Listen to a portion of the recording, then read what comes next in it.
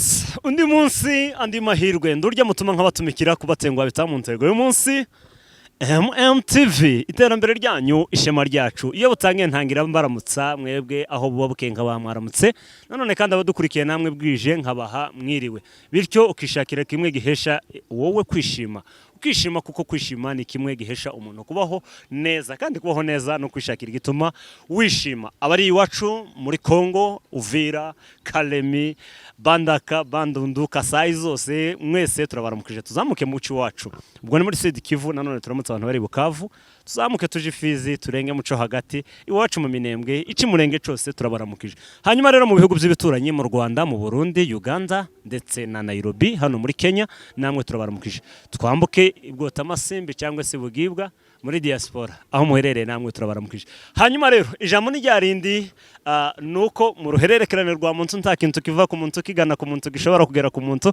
kidaciye ku muntu bityo buri muntu akeneye umuntu mu gukenerana rero kwa buri munsi niyo mpamvu twageze abo dukenera kugira ngo byibuze tubashe kuganira nabo ariko mbere yuko tuza kuba tugana imbere mu kiganiro nyirizina gahunda yarahindutse uyu munsi gahunda no kubakatira igitunguru mu maso abahaters mwebwe mukanuye mureba mugamije ikitari ciza gahunda no gukeka igitunguru mu maso bunyi cyangwa se gahoro gahoro niyo gahunda y'umwaka abasaba imeze bite fresh uriya yitwa Jean ufite microphone ramutse abadukurikiye abantu kuri MMTV turasuje cyane aho muherereye nkuko babivuze nitwa Gentil ubu nyine twongeyeho ni MMTV1 kubera kuko abantu basacingaga MMTV bakabona MMTV Somalia cyangwa se zikagenda ziba nishi twongereyeho MMTV1 ubwo rero wowe udukurikiye ugiye gusacinga jya wandika TV1 kugira ngo uhite udusanga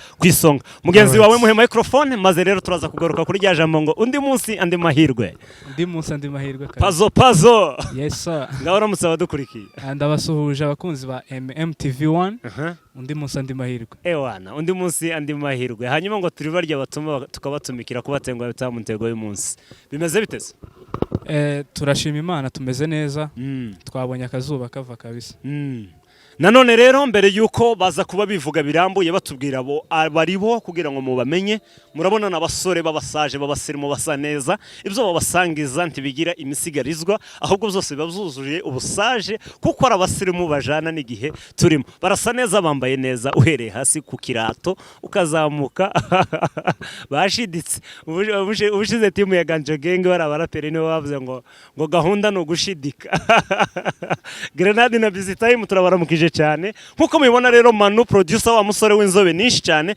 bamwe bakunze kwita Metis aba yabikoze akabazamuka kuri drip mukareba uburyo bahagaze bazo wambaye neza merci papa wambaye neza rwose wasize imyenda waje wambaye amafaranga urabizi ariko nagateguro nyine katajya kabura ariko tubanze tuganire ku bintu byitwa drip hanyuma rero mbere ko tuzinjiraho tugiye kuba tubanza kubaza kugira ngo ubakurikiye ari bwo bwa mbere amenye abo tugiye kuganira Pazo cyangwa se Patrick ni muntu ki umuntu akubajije ngo urinde wakwivuga ko urinde murakoze ndi umusore w'umunyamurenge nitwa Shema Patrick niyo mazina yanjye abiri then iwacu muri Kongo ni mu Rurambo so nisanze hano muri Kenya abanyarurambo bose turabaramukije big shout out kabisa kabisa hanyuma rero bangukora kuri kaseve kawe ukurure buke uhita wihuta uvuruke hano Nairobi bakubwira kuko Patrick ari umuntu wavutse mu bana banga mu muryango w'abana bangahe nuwakangahe muri abo bana hanyuma turaza kubaza ibijanye no ko hajya bari kuyita gute muri no minsi ngo William araza kuba tubwira uriya Bakayoko gahunda yo gushaka ubunyine ngo no kudohoka uraza kutubwira nimba nawe gahunda yo kudohoka uyishigikira bankukurura ku mateka yawe wavutse ryari mu muryango w'abana bangahe Shema Patrick ni umusore wavutse mu muryango w'abana batanu nkaba ndi wa gatatu turi abahungu 4 n'umukobwa umwe so navukiye muri Kongo nkuko nabivuze nza kuza mu Rwanda mu gihugu cy'abaturanyi mu Rwanda niho nakuriye niho nigiye amashuri abanza n'ayisumbuye mu mwaka wa 2015 uri gushira nibwo naje hano muri Kenya so urumva nicyo gihe mpamaze icyo gihe nyine maze kubabwira. Wow, hanyuma nanone kandi umusore Gentil bro wambaye neza. Asante sana bro. Asante sana kabisa. Uwo muteguro uhagaze angahe? Urebye n'ukuri nta natinye kubaza Patrick ibiciro kubera isaha nawe nyambaye hariya me. Nawe wateguye kabisa. Nawe wateguye. Bana nanje nateguye. Ni slippers nambaye hano inyuma. Umuteguro wawe uri uhagaze nkangaye buri? N'ukuri nuko nabyutse nyine nambara twako nabirenze n'ukuri. Nibyo we nabyo muzutuze. Nabirenze ni ibintu biraho. Uraberewe ariko. Merci beaucoup. Washiditse. Asante sana. Gentil n'umuntu ki? Gentil ni umusore w'umunyamurenge nkuko mugenzi wanjye yarabivuze. Ufite imyaka 23 y'amavuko. Urajinze? Gahunda nuko dohoka. Ingaragu ndashaka. Turadohoka. Ntago ndadohoka ariko twese nicyo cyerekezo dufite. Uvuka mu muryango w'abana bangahe? Uvuka mu muryango w'abana 5. Abahungu 3 n'abakobwa 2 kabandi wa kabiri. Wow, nawe nturi mutoye. Mwese mwagiye muvuka mu muryango w'abana 5. Tugiye kuba tubita ama twins. Kabisa. Hanyuma umuntu ababonye muri kumwe wowe na Patrick yakwibwira kuko mubanye mu mubano umeze ute muri team mufite ibyo muhuriyeho bimeze bite? Cyane. Patrick ni inshuti yanjye cyane. Ntago tumaze igihe kirekire tuziranye cyane. Ni nk'imyaka 4 gusa 4 gutyo. Twarahuye turahuza. Tuhuza sanga duhuje ibintu byose. So abishuti yanjye gutyo. Tuba turi kumwe kabisa kenshi. Turi nk'abantu bavukana. N'ababyeyi bacu buriya baraziranye. Abazi ko turi inshuti cyane. Wow. Patrick, ubushize tuganira nawe hano kuri MMTV duherukana kuri Sijaho mwarimo mukatira abantu bari kuva iri hakurya muri kubwiza abantu kuri bari kuva diaspora baza kujana abana inahanga muvuga ko mugiye gushira badasohare ya kuri airport bo gufata abantu bavuye hanze.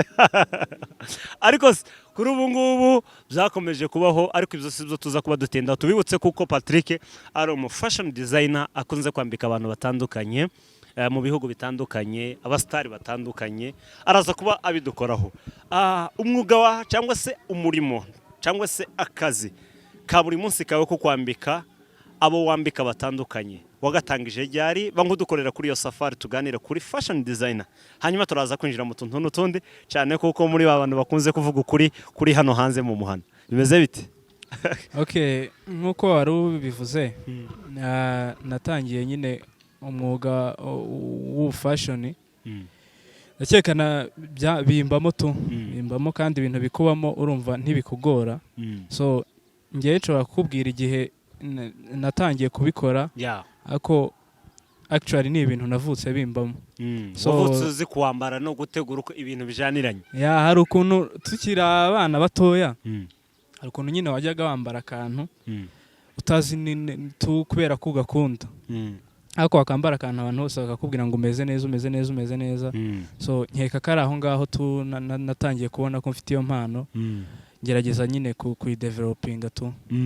Umaze rero kuyidevelopinga wenda tuvuge twibande hano kwiduka cyangwa se amaduka ari hano Nairobi abantu kunze kwambika n'abantu bahehe biri ngombwa kubavuga mu mazina ba customer bawe ubu ngubu cyangwa se bigenda gute kugira ngo n'abandi bantu bakunda kwambara neza badukurikiye baze kuba byibuze bamenye n'uburyo bakugana bimeze bite wambika abande wambika abagore abakobwa cyangwa se wambika ingeri zose ibyo nabyo uraza kubikoraho? Okay, urakoze. Hano muri Kenya ntangira ako kazi nakoranye n'iduka ryitwa Must Shop ry'umusomali hari Isini nkajya mpakura nyine imyenda n'inkweto akaba aribo dukorana umunsi ku wundi. So no kuvuga ngo ubu ngubu mfite abantu batari bake dukorana abantu nyine nshobora kwambika kandi wamubona ukabona kasa neza tu. So abo bantu rero sinzi nimba ako ntacyo bitwaye sinzi nimba uri bubambaze ariko nibyo ubu ngubu batubwira ati nije wambika runaka nije wambika Stivo cyane kuko ndi mu bantu bahahira ku iduka iwawe ariko wenda hari n'abandi wavuga. Okay, mbere na mbere ndabanza mbasuhuze cyane aho bari mu bihugu bitandukanye yaba bari mu Rwanda mu Burundi ndetse no muri Amerika na hano muri Kenya ndabasuhuza cyane. So ako actually ngewe umubare munini dukorana nabari hari mu gihugu cy'u Rwanda kubera ko urebye nibo bantu tuvuga ururimi rumwe basobanukiwe ibintu byo kwambara bagasa neza. So urebye abenshi umubare munini niho bari abantu nyine bari famous, sinzi nimba amazina yabo nayavuga. Wayavuga rwose tunabaramukirizeho. Cyangwa kuri bo ntibibabohokeye kubavuga kuri media.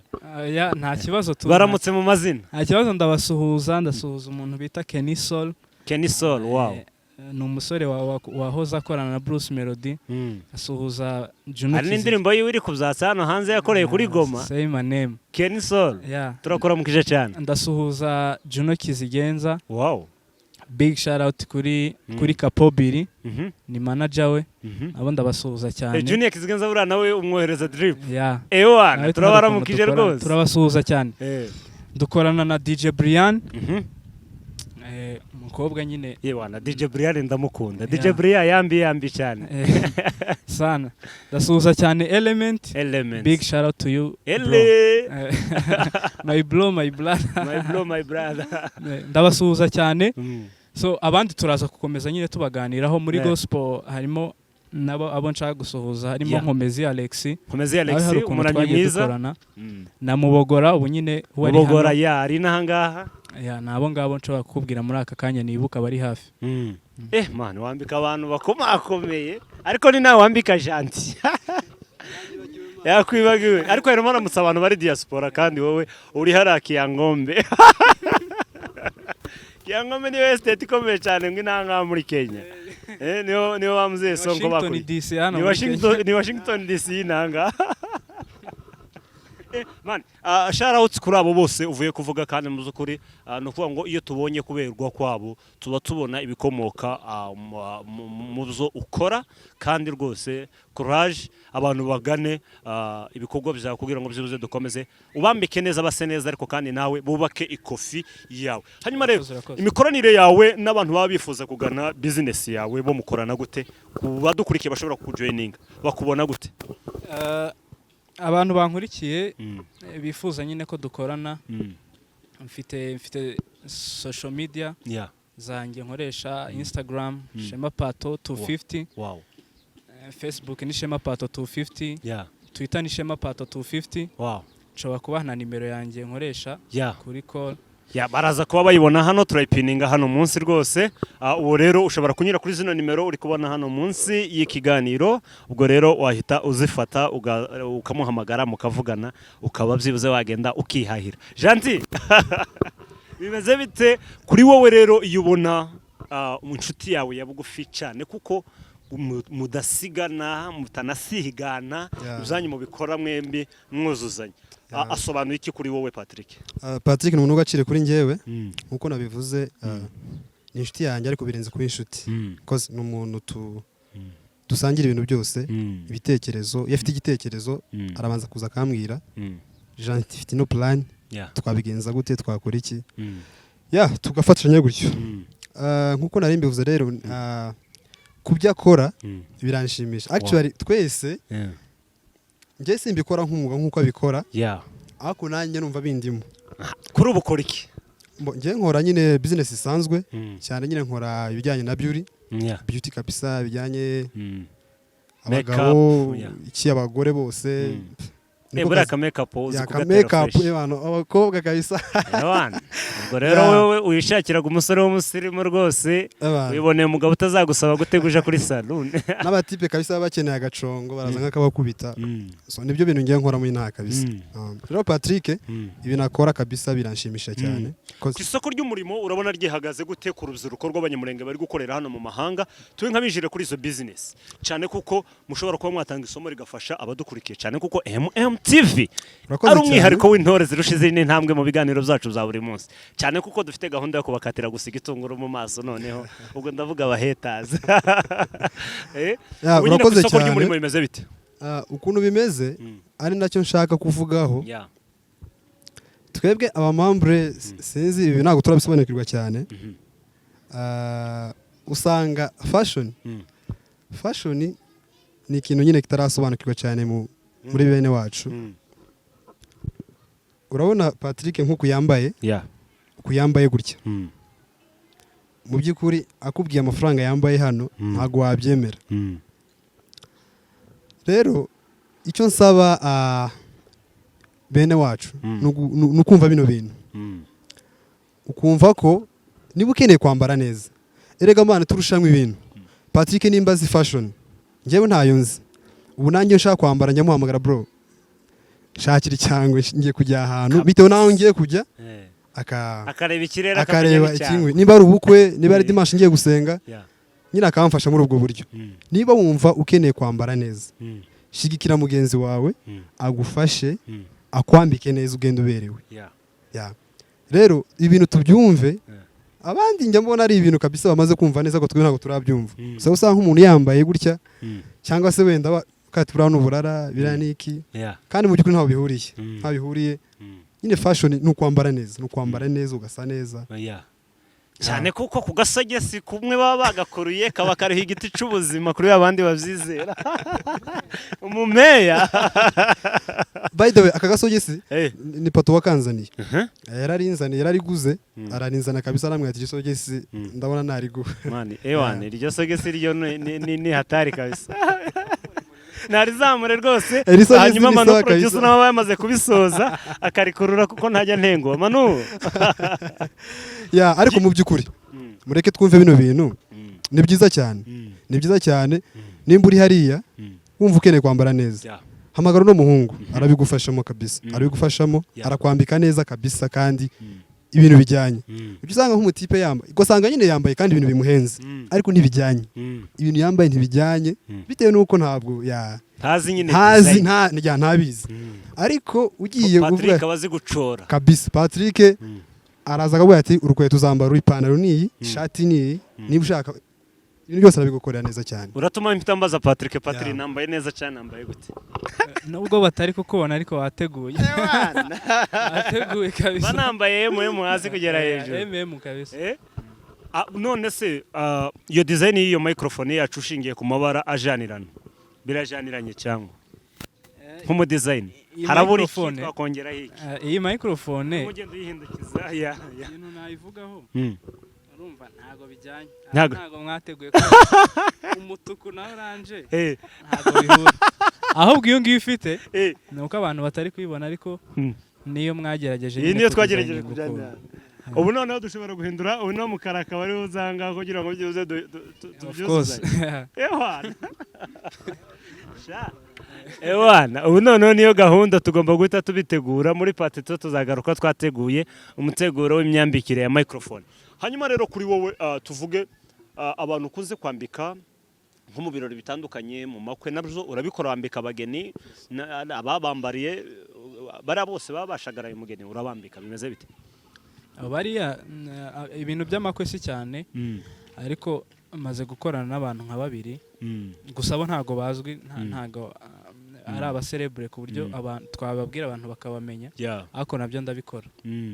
Ntabwo biba bihenze buriya ku buryo abantu bita banatinya kumva kuko wanditse Ken Solo Mubogora n'umuhanzi rwose muri gospel ufasha umukingo ukomeye, umuntu akaba yatinya kuza guhahira iwawe kubera abantu, amazina y'abantu wambika.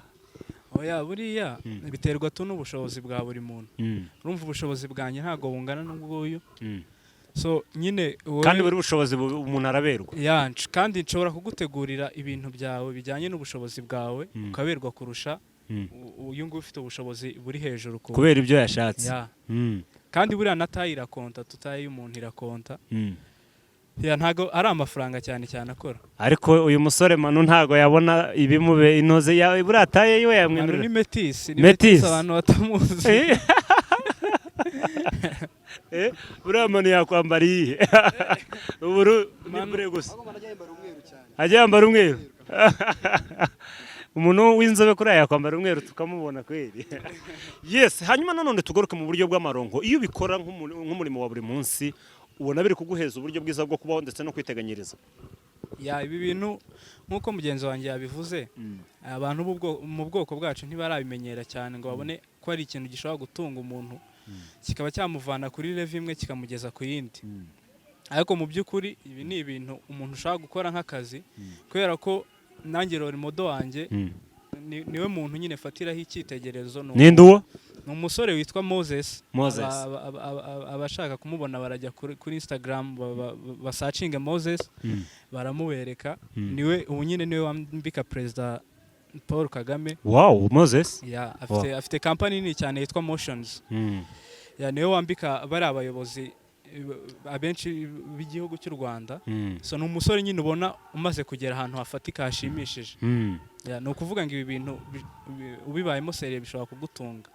Kubera ko nanjye nibyo bintunze nibyo bimbeshejeho kabisa. Ewana uvuze Moses nibuka Bakayoko, makuru ya Bakayoko. Bakayoko ameze neza. Big shout out kuri we. Ngubu ari za Eritrea. Abantu bari Eritrea turabaramukije cyane. Turabasuhuje cyane kandi nabo turabizi ko badukurikira. Ewana William Bakayoko umusaza turakuramukije cyane. Big shout out kabisa kuri we. Ese umuntu nka Bakayoko yakwambara bimeze bite noneho nacaye gihara. Bakayoko ubu nyine ntagikoramo ingofero n'amakabutura ubu nyine noneho ni ikabutura. Urabizi muri biriya bihugu haba ubushyuhe buteye ubwoba cyane ko yaciye za Sudani arazamuka. Akabura Bakayoko azagaruka man. Bakayoko ntafite kugaruka. Bakayoko nubwo ubutubesha ngo uraje tuzagukumbura kuko ntuzagaruka. Kubera ko nizi mvugo ziriho ubu ngubu hari imipanga ihari hari ano guhita dohoka. Ewana haradohoka angahita ashyira ibintu mu buryo. Bakayoko Ewana dohoka zari umwana wo muri Eritrea kabisa. Ubundi sinzi gusuzaje kugufatira irembo nibarinde ariko abasore muri kumwe tuzi ko turabazirikana n'abakunzi ba MMTV 1 nanone kandi baradukunda tukabakunda niyo mpamvu tudashobora kuvana kuri kamera za MMTV tutabashije kubarama. Tuze kuba tugana ku tuntu n'utundi ariko se kuba tuye muri Kenya bo basanga mu kahe karere cyangwa se muhe mujyi hano muri kino gihugu cya Kenya. Ngewe ku giti cyanjye kubera ko actually ngo yaba mu hano Umoja. So Gemba Kitengera nkuko mwakomeje kubivuga nimero zanjye turazishyiraho hasi. Abantu nyine banshaka baramvugisha ariko ntuye Kitengera. Ntuye Washington DC nkuko mwakomeje. Washington DC yahari Kiango. Abantu bakiyangombe Washington DC turabaramukije nanone kandi Texas ntoya yo hirya episode namwe yambucya. Turabaramukije nabo mwihoko haragiduraye. Ewana nuko gahunda ziba zimeze. Hanyuma rero mukunze kugaruka ku kuvuga ukuri kuri hano mu muhana kubitagenda ndetse nibigenda mukagira ibyo mushima ndetse n'ibyo munenga. Kuri ubu murashima iki? Kuri ngo bicyo dushima nuko dukurikije ikiganiro cya mbere twakoze na Bakayoko. Ibintu birimo biragenda bijya mu buryo. Ibintu biri gukunda. Kubera ko abako imipanga ya hano ubu nyine itangiye kubona ko natwe dufite ikintu icyo turi cyo. Ubu nyine natwe dushobora kuvuga gutya tukazana umupanga nk'uwo umuntu w'umu diaspora yazana. So rero ibintu biri kugenda bijya mu buryo pole pole. Bari kuza bumva. Hanyuma nanone wowe ico ushima kuri ubu ngubu ni kihe?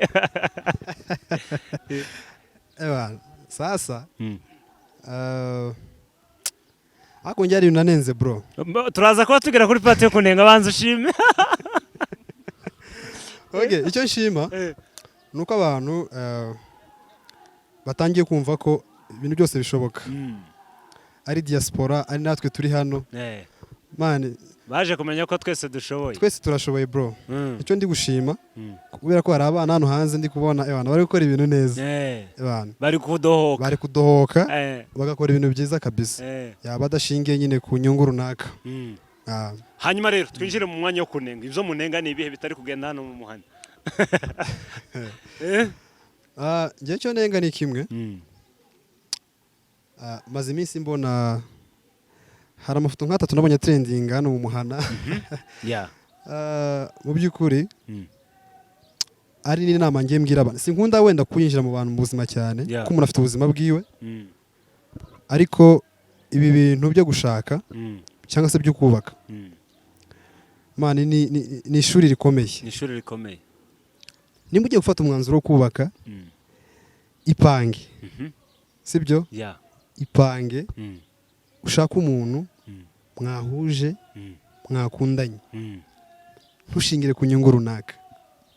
Izo nyungu ejo zishobora gushira ebana ejo urugo rugasenyuka. Ese inyungu yuvuze inyungu nizi bifatika amafaranga cyangwa se n'ubwiza burashobora kuba inyungu yo kunyugwa ku muntu bimeze? Reka nkubwize ukuri mana abantu twagize irari cyane ariko rivuye ku mafaranga. nk'umutipe nk'uko nakubwiye mfite imyaka 23 mu by'ukuri ubu ngubu nzanye nk'umukobwa ufite nk'imyaka 35 eske uwo muntu bamukunze mu by'ukuri ntago mba mukunze n'ukuri nizanyungu ndi kumubonamo kuko ashobora kuntungana mu gihugu cyo muri Kenya nta kindi ngiye mba ntekereza ni inyungu zo kugira ngo uzabeho neza ariko mu by'ukuri nta kubaka kurimo nta kubaka kurimo kabisa ubwiza sha ngire n'abagenzi banyu mu by'ukuri muza mureba abantu beza mujye mureba abantu beza mudohoke neza none bazava muri amutipe yarashatse ariko mu by'ukuri hari ikintu kiri mu kumbabaza abasore tungana bro bari kuzana abakobwa bangana nka ba mama kabisa kubera ko bashaka kubaho neza you never know ejo Imana nawe izagucira inzira ubeho neza ejo Imana nawe izafungura indi miryango cyangwa se nawe ugende ariko dushake bitewe nuko wakunze atari uko wenda ku nyungu nyine z'ubuzima tubayemo saizi zijanirana Pazo urabivuga hiki uyu musore azanye topic ikomeye ntago ariyo twari guhera ariko reka nayo tuyivugeho tu iruci uyivuga nkuko yabivuze mwana abajama ba hano nabo reka tubagarukeho kabisa nta kuntu ushobora kuvuga ngo ubuzima bwawe butegeye mu muntu runaka kandi nawe uri umuntu muzima tu so ukavuga ngo nimba kubaho kwanjye hano muri Kenya mbikesha umugore wo hanze ngomba kuba hari uko mfite umugore wo hanze aho ngaho ni usanga ingozi nyinshi zitubaka tu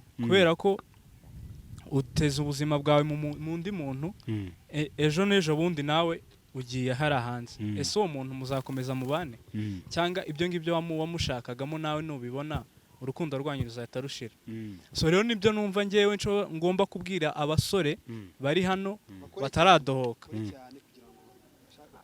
abasore bataradohoka mureke dukore cyane aricyo twishingikiriza kurusha kuvuga ngo nshatse umugore wo hanze niumbeshaho ndagenda aryamye ndicaye niumbeshejeho umugore kubera ko nta nubwo bari inshingano of course umugabo nyine nukora ahubwo akaba ari wo ubeshaho umugore hanyuma rero nanone mukiri kuri ico kintu hari undi muco w'imikoreshereze mibi ya social media wagaragaye nyuma y'abari bakundanye bo bagasora save the date bagashira ifoto yabo hanze yo gutumira abantu bashingiye ku rukundo rwabo n'imyanzuro yabo yuko bashaka bo kubana abantu barongera barayifata bayifashisha mu gushitsa ubutumwa bw'ico bashakaga kuvuga ngo ndore uyu mwana yashatse umukecuru ngo iyi ni violence biriya byo byari bikwiriye kugira ngo umuntu abe yafatwa ifoto yiwe ikwizwe ku mbuga nkoranyambaga bavuga ngo ndore umuntu agiye gushaka biriya byo mubivuga hiki ntago ari byiza nabyo ni ibintu byo kunengwa cyane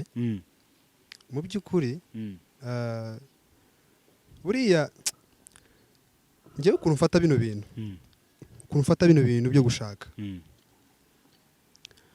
ni ukuvuga ngo urukundo rwanjye n'uwo muntu tugiye kubana ni ibintu by the way biba bigomba no kuba tugomba kwimenyera twebwe ubwacu bitagomba no kujya ahantu abantu bose bagira ibyo bavuga kubera ko umuntu wese aba afite idea ku cyo ashaka kuvuga akavuga ibyo ashaka kuvuga agakora ibyo ashaka gukora ariko biriya bintu ntabwo ari sawa kabisa nanjye nayabonye gutya najya kubona umuntu mu rubuga bakubise hari amafoto abiri ndavanga ibi bintu kabisa ntabwo ari sawa ntabwo ari umuco nyine w'ikinyamurenge ntabwo ari umuco kuko umuntu ndibaza nimba bakundanye bagashimana ibyo ni ibyabo nibo bazubaka nibo bazabaho uko bashaka nta mpamvu yo kubyinjira none se mwebwe mubigarutseho mukanenga kandi ko abantu bari gushakana batarutanwa mwebwe muba mufite ubuhe burenganzira bwo kubyinjiramo uzi impamvu ngiye vuko nguko mu by'ukuri ngiye impamvu navuze icyo kintu reka nanagisubiremo bro reka ngisubiremo impamvu z'ibi bintu ni ukubera ko ndimo kubona abantu ni nkaho byabaye nk'akamenyero ni nk'akamenyero ni ukuri njyewe ubu nyine kurumva ndifashe shaka nyine umugore ufite imyaka hafi 40 ni ukuri ko n'Imana irabireba ntabwo tuba twakundanye n'umuntu haba hari icyo umuntu yashingiyeho ese uzi ko kera ba papa uburyo bagiye bashakana ku myaka 15 urumva ku myaka 15 ukazana umugore urumva ufite mama wanjye yabyaye grand frère yamugiye ku myaka 18 uri kumva urumva uburyo bari abana rero ibintu byateye by the way nta nubwo ari umuco mwiza kuvuga ngo umugabo ashaka umugore umuruta ntago ari byo kabisa ni umuco mubi ntago ari umuco mwiza n'ukuri ntawo nge nabyumvise ariko kandi si n'umuco mwiza kubafata mukabakwiza ku mbuga nkoranyambaga mu gihe bamaze kubihitamo ibyo nabyo turabinenga ntabwo twabishigikira ariko nabo vraiment bakora ibintu bisobanutse bakore cyane kugira ngo bashake nabo nyine babona ba size zabo bangana bareke gushaka abantu gusa bari aho ngaho reka paza kwagire gira icyo bivugaho nyuma ko nari amafoto yinjiye mu mbuga nkoranyambaga hatandukanye WhatsApp Instagram n'abandi bagiye bazishira ku ma Facebook itangazo ryari ryanditswe na yitwa ngo ni diaspora y'Umurenge kuko niwo mutwe w'ijambo riri naco kinyamakuru cyabishize hanze ifoto y'umuhungu n'umukobwa banenga ko umukobwa byaye umuhungu ariko bagiye kuja kubana bari abantu urabona atari abantu bagiye gushora intambara mu rugo rw'abandi bagiye kudohoka Okay, murakoze. Ngiye ibyo bintu ikintu nabivugaho sinshobora kugaya mu ruhande rwanjye sinshobora kugaya bari abantu bakwirakwijije ari amafoto. Cyangwa ko bafite uburenganzira bwabo bajya bavuga ngo yapfuye ntawe utayiryaho. So rero nimba umuntu yifashe niyo umuntu yifashe wa mugani agasohora save the date n'umugore ushobora kumubyara. Nanjye nzabibona mbiposting kubera ko ni ibintu bidasanzwe ni ibintu biba bitunguye abantu babo batizina baba babaye abastari mu rwego rwabo kubera ko nzabibona nanjye mbisangiza abantu batabibonye kubera ko sinzabyihererana kubera ko ni ikintu kidasanzwe nicyo so noneho nawe uracensista ko abantu bashakane ku rwego rw'uburyo bangana nge exactly kubera ko man nge ntago nzashaka umugore unduta ngo nuko ndusha ibiceri none nimara gusaza se actually wazasaza mbere yanjye kandi nasaza mwe muzamushaje gamwembe none urumva nasaza nzongera ndohoke cyangwa nongere nisobanure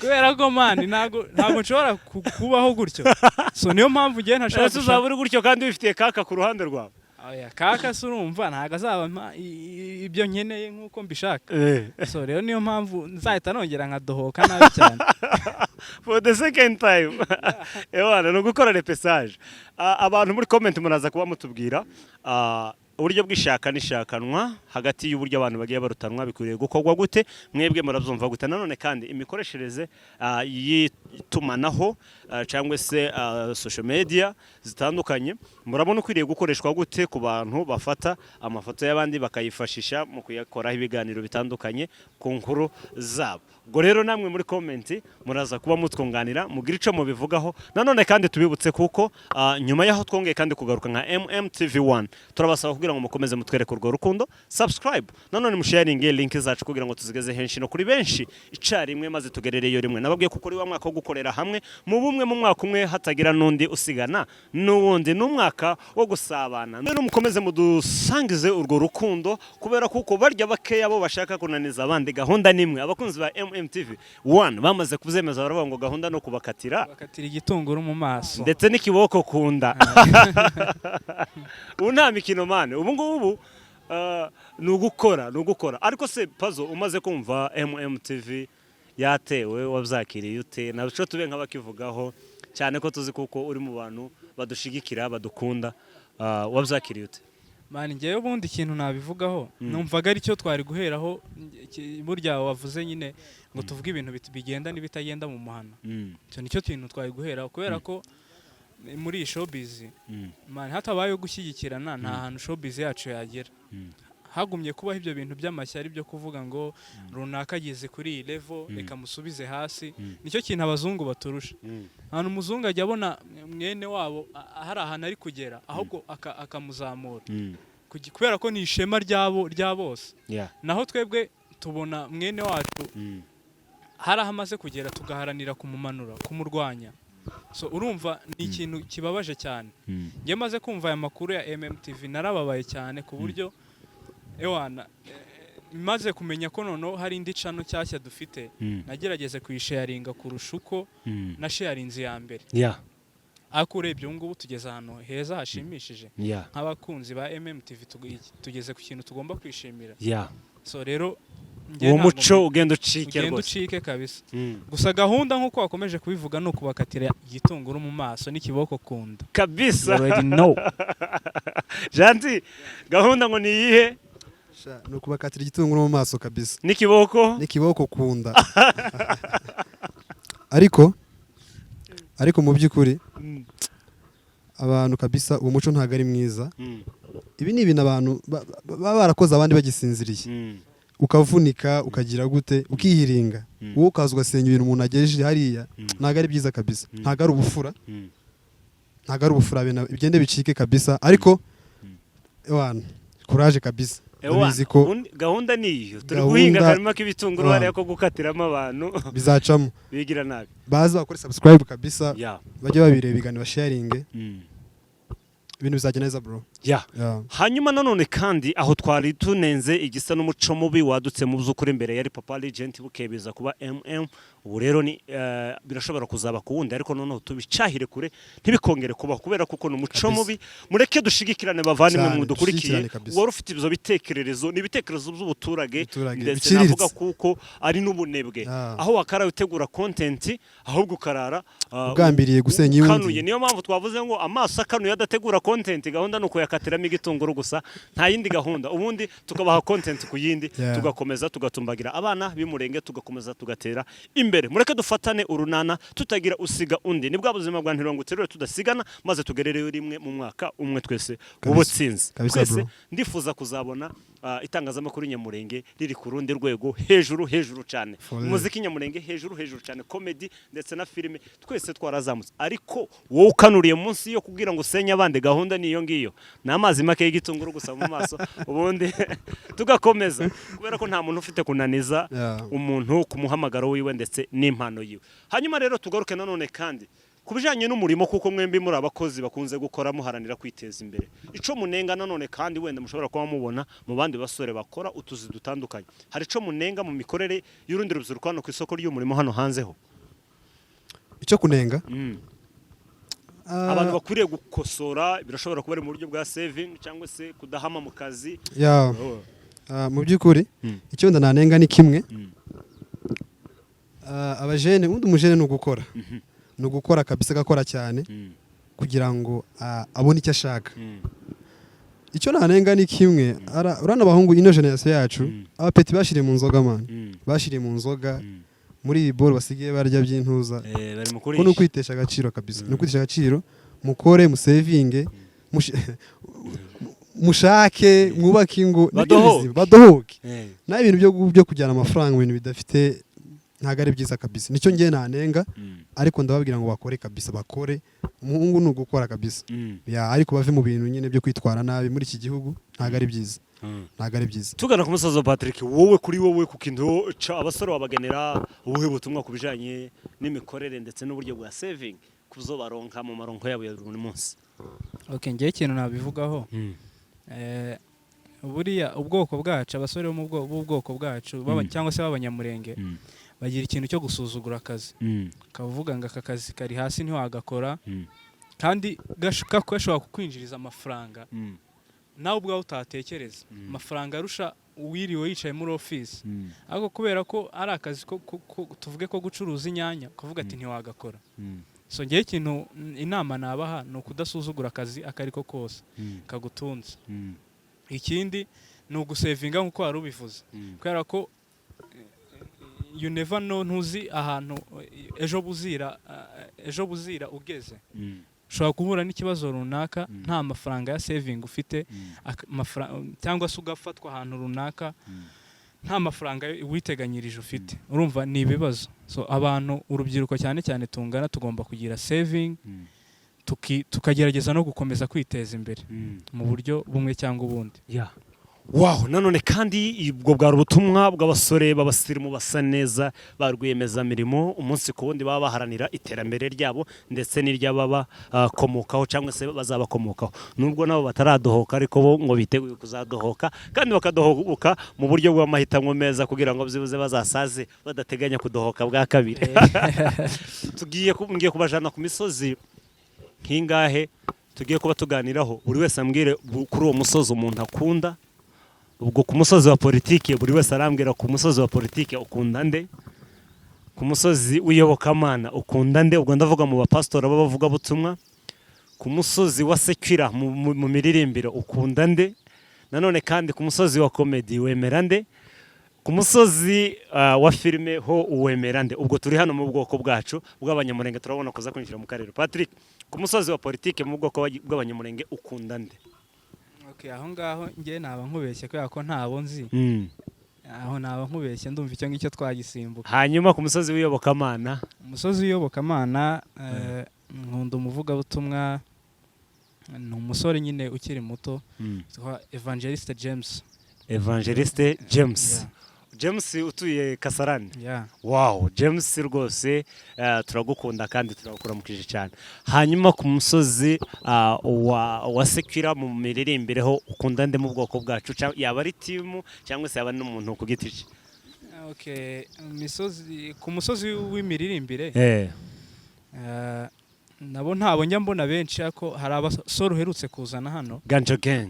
Yaba ari narabishimiye cyane kandi urabakunda. Big shout out kuri bo. Wow. Kandi courage cyane. Wow. Nanone kandi tuje ku musozi wa comedy mu matsinda atandukanye cyangwa mu bantu batandukanye, wemera nde cyangwa wemera abande? Ku musozi wa comedy hari abasore ba Papa Legend. Nimba ruko ari abiwacu Washington.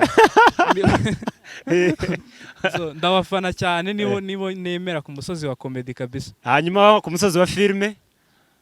Filme biratandukanye rero, tuje noneho tuve muri comedy tuje kuri filme. Kuri filme ni Gasto. Ni Gasto. Terezia wa Yesu. Wow, ndango ni nk'iyo misozi tuje nga bose ni Gitenge i Washington. Bose ni Washington guys. Nga Gentil, tugaruke ku musozi wa politiki. Mu banyapolitiki b'abanyamurenge ukunda nde? Bro, nanjye hamwe n'umugenzi wanjye ntabwo dukunda politiki. Ntabwo muza mukunda politiki. Kabisa ya politiki. Tuje ku musozi w'iyobokamana. Iyobokamana? Bo sinzi ko navuga umwe ariko vuga umwe. Mvuga umwe. Nkunda uyu mugabo w'i Kigali witwa Pastor Kado. Pastor Kado. Kado ndamukunda cyane. Revera Kado turakuramukije cyane. Ndamukunda kabisa. Amavuta yawe akomeza amanuke no kuri MTV1. Kado ndamukunda cyane. Hanyuma ku musozi w'imiririmbire ya sekira indirimbo zisanzwe? Njye sinjya nkurikina sekira cyane. Ni ibintu by'Imana. Ku musozi wa gospel nanone kandi? Gospel? Mu baririmbyi. Mu baririmbyi nkunda Ben na Chance. Ben na Chance. Ben na Chance ndabakunda cyane kabisa. Baririmba neza indirimbo zubaka imitima yacu. Wow. Ndabakunda kabisa. Hanyuma nanone kandi ku musozi twari tugeze ku musozi wa comedy, wowe wemera nde cyangwa bande? Comedy nkunda Kanyamukwego wa. Musaza Kanyamukwego. Aranyica kabisa. None nimba arakwicura mukunda wa. Kanyamukwego uramutipe ndamukunda. Nta nubwo turabonana ariko nkunda kumukurikirana kabisa. Turamukunda kandi turamuramukije. Afite ibuye rikomeye nawe yashize kuri MTV1 kabisa ebana ahagaze neza cyane. Ahubwo gica ashobora kubaza hanura nabi uko waje gukora interview hano yagazambwira ngo uzoshireho one MTV1 none birangiye ya mbere igiye iya kabiri garutsiriho MTV1 Kanyamukwego bura nashobora kuba ari amahombi yiwe. Kanyamukwego kabisa courage bro arabikora cyane. Hanyuma nanone kandi tuje ku musozi w'abakinyi ba filme Gasto of course nahereye kumureba i Washington DC mugani wa Pato. Nabo bakina neza kabisa. Bakina neza cyane nkunda kubakurikirana. Wow, mu byukuri mwese bavuye kuvuga muri banze kubo bakunda, turabakunda kandi turabubaha. Hanyuma rero tuje kugana ku musozo tugiye kuba byibuze nza kubabaza utuntu duke na duke kubera ko hano kuri MTV1 tuba dufite byibuze isomo ry'ibzi wacu nkabike kugira ngo byibuze buriya ngo amazi arashuha ariko ntibagirwa iwabo wambeho. Uvuga ngo nubwo yashusha gutukaba nko yatereka ahita asubira iwabo arongera kandi agakonje. Bityo rero nubwo dushobora kuja mu mahanga turagaruka tukavuga kubyimurenge kubera kuko ejo umuvandimwe reka banyemerere muvuge mu izina nanone kandi Kanyamukwego yapostinze kuri status yiwe aravuga ngo wowe ngo wihakana ngo ubwoko bwawe ngo uzafungure ngo uri umuntu w'umugabo ngo uzafungure urubuga rwa za dogi cyangwa se rw'amanoze ubane nazo iriya kubera kuko nturi umuntu. Ubwenge bukeya cyane. Umuntu kutagira iwabo kuriya ni bibi cyane. nubwo Kongo yatwanze itwica umunsi ku wundi ariko hariya niho iwacu. Kongo imeze nka wa mubyeyi wasinze amara gusinda aja kwihagarika ku muhanda, umwana wamugezeho umwana amuseka, amaze kumuseka umubyeyi aramuvuma, undi agaruka ikinyamugongo adashaka kureba ise, then araza aramutwikira abona kumucura. Nukuvuga ngo Kongo nubwo iduhemukira ni umubyeyi dukwiriye gutwikira, ariko kubera kuko ari we mubyeyi wacu gakondo y'umubiri. Tugaruke rero iwacu mu bwoko bw'iwacu, mubona ni dusubira iwacu muci murenge, dutuye dutunganiwe dutunze, ahantu muba mwifuza kuba mwatura muci wacu ni nka hehe kuri wowe Janti? Of course ni iwacu aho nkomoka. Iwanyu ni he? Iwacu ni ahantu bita kuri Gatobwe ku Gitabo. Kuri Gatobwe? Yeah. Ni ku Ndondo? Ku Ndondo. Kabisa abantu bo ku Ndondo turabaramukije. Narababwiye ngo tuzotumira abantu bose b'amayine yose n'abantu bo mu Kidaho, nimba ari mu Kidaho tuzobazana hano. Ibijumba. By the way, ari umugabo uri hirya yanje ni Suleiman wo kuri Papa Legend. Yeah, by the way ngende umwuzukuru w'umwami hariya. Uri umwuzukuru w'umwami? Kabisa. Umwami Kabarore? Oya umwami Nyiribinege. Nyiribinege. Ntumuzi se? Uri umwana w'ibwami? Ndi umwana nje w'ibwami kabisa. Hariya ahantu. Nzamana nidusubirayo hazashya. Hazashya. Ni hasho zabuke hatuye. Hanyuma Pazo, ubona we watura he papa? Ngiye kubera ko nyine dushaka gukomeza guteza kiriya gihugu imbere, ngiye nabanza nkajya mu Minembwe. So nyine nkajya Kumonyi. Minembwe nkakora ama business. So namara kugira icyo mbona nkabona kujya iwacu mu Rurambo, sasa naho nkazamura. Ariko of course na bahere yari town. Abantu bose bari mu Minembwe turabaramukije ndetse nahatandukanye mwese muri turabaramukanye. Hanyuma rero ibintu uzukumbure bakubwiye amateka y'iwacu mu Minembwe, ku Ndondo, mu Mibunda, ahatandukanye hose muci wacu cy'umurenge. Ibintu nka bibiri uzukumbura ukifuza kuba waje kubwizo mpamvu ni nkibihe? Okay, ngiye nahavuye ndi muto. Nahavuye ndi muto ariko nkumbura nyine kubona abasore nk'uko baragiye. Muragiye nyine muri kumwe ari ama story n'ibiki. Ikintu cya kabiri njya nkumbura ni ukubona nyine abantu b'abagabo ku gatorero nyine bari kuganira tu, haba hari vibe nyine zindi zitandukanye n'izuba. Ibaze kuvuga ngo abasaza b'umwira ngo abantu bari kuganira ngo hari vibe. Ni hatari kweli. Hanyuma ni ukuvuga ngo kuri wowe ibintu kumbura ni ibihe Janti imuhira iyo bakubwiye story cyangwa se nimba hari izo wibuka kuva wavayo bikagutera nko gukumbura ni nkibihe? Nkumbuye kuragira inka. Je naragiye inka ku myaka yanjye mike, ndibuka ariko ndibuka ko naragiye inka. Nakundaga gukurikira gasokuru wanjye cyangwa se akambutunyana dutoya kaje kuturagira katugarura. Ndabikumbuye kabisa. Nkumbuye ibyufuka byo muri Kongo. Kurya imbuto zo muri Kongo. Nkumbuye ibyufuka n'inkeri, sinzi utundi n'imbuho. Ndabikumbuye cyane kabisa. Ndabikumbuye. Nidushikayo sinzi. Noneho gahunda ni mundekere kabisa. Abasore bagomba gutaha bakaja gutura imuhira kubera ko urumva ko n'abasore bahatekerereza ibyiza byo kubateza imbere umunsi konde, kandi tuzi kuko tuzabigeraho. Uyu munsi turi mahanga, ahahanda hahahwa ariko hadatugwa, bivuga kuko hari umunsi tuzasubira mu ciwacu maze tukahatura dutunganiwe dutunze, zara amashyo tukazigarura, inyambo zikongera kandi zikarisha ku misozi y'iwacu, tukongera tugasuhurira za Rubumba ko kwa Kagembe, Igakamza, Inyamiseke, Igisanya n'ahatandukanye, tukongera kandi tukaragira ubwatsi bw'umubare n'umubondo. Ubundi abasaza ndabizi kuko iyo tugarutse kuri nosije murakumburane, mukumbura ariko musengeri wacu maze tuzatahe muri gakondo. Tugana ku musozo, ndakubaza ijambo we rigira rita: uramutse ufite ikibazo cyo kutamenya ko ufite ikibazo wabigiramo ikihe kibazo? Sorry.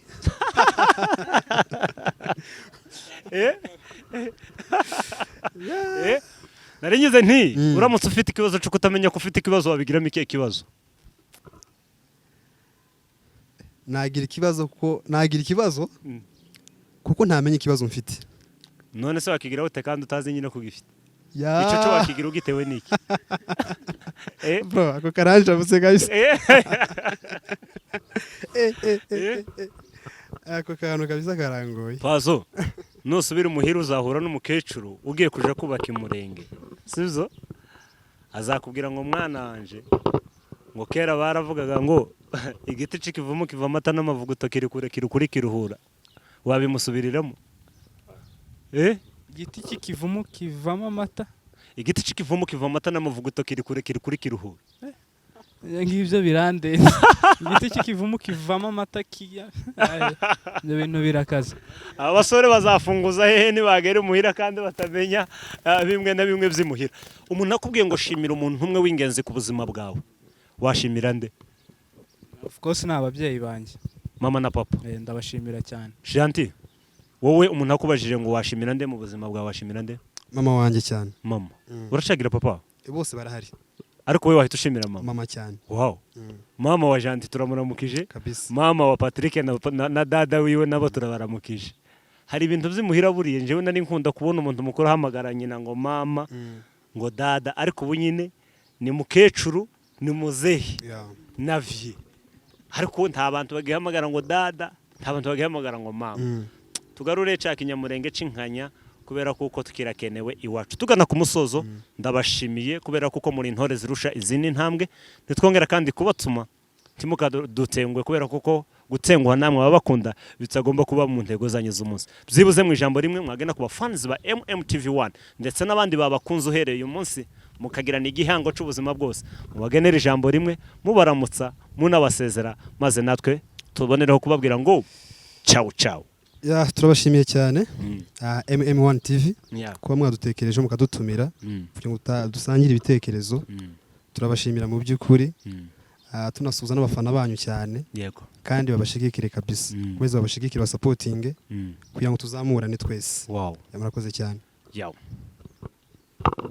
ngiye ikintu nababwira kubera ko nge already ndumwe muri mu bakunzi ba MMTV1 so ndababwira ngo bakomeze barebe ibiganiro dushyiraho ibiganiro mwa uploadinga bakore subscribe share na comment nibyo biduha imbaraga nyine tukabona ko hari ikintu turi gukora.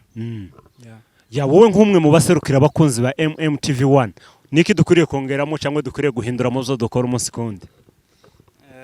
Ngiye ikintu mbona dukwiriye kongeramo ni ukugerageza nyine kugerageza gukora cyane kurusha uko turi gukora ubu. Yego atwogerageza gukora cyane kurusha uko turi gukora ubu naho ibindi byose biri sawa. Wow, ati byose ni sawa gukora cyane bibe intego y'umunsi kugira ngo tugerere rimwe hamwe mu mwaka wo kudasiga. Mwe mwabashiye kwicara mukadukurikirana turi kumwe n'abo basore tuganira mu byo kuri naje reka mbashimire Imana ikomeze ibarebe icoroshe nanone kandi kugirirwa neza no gutunganirwa uburambe nibwo mbifuriza kuko gukenyuka no gukenyuka. Rero mwebwe murambe nico mbifuriza abadukunda n'abagiye kudukunda mwese turabakunda. Ciao ciao. Murakoze cyane. Yeah.